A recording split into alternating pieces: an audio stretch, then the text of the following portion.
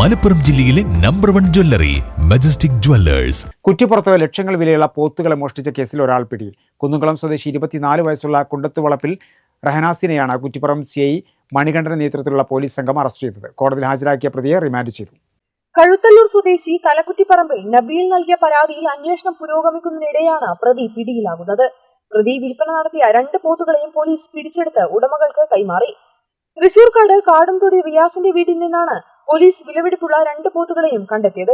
8 ദിവസം മുൻപ് നബീലിന്റെ വീട്ടിലെ ഫാമിൽ നിന്ന് 1,10,000 രൂപ വിലയുള്ള പോത്താണ് മോഷണം പോയത്.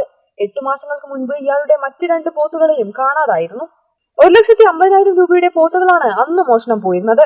ചെമ്പിക്കൽ സ്വദേശി കുന്നത്ത് ജമാലുദ്ദീന്റെ ഫാമിൽ നിന്ന് 1,10,000 രൂപയും പോത്തും കളവ് പോയിരുന്നു.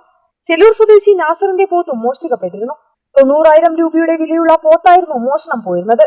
ഇന്നലെ പോലീസ് കണ്ടെത്തിയ പോത്തുകളിൽ ഒന്നിനെ നബീലിനും മറ്റൊന്നിനെ നാസറിനുമാണ് കൈമാറിയത്. പോലീസിന്റെ വിശദമായ ചോദ്യം ചെയ്യലിലാണ് പ്രതി കുറ്റം സമ്മതിച്ചത്. പ്രതിയുമായി പോലീസ് തെളിവെടുപ്പും നടത്തി. കഴിഞ്ഞ 9 മാസത്തിനിടെ 5 പോത്തുകളാണ് പ്രദേശത്ത് നിന്നും മോഷണം പോയിരുന്നത്.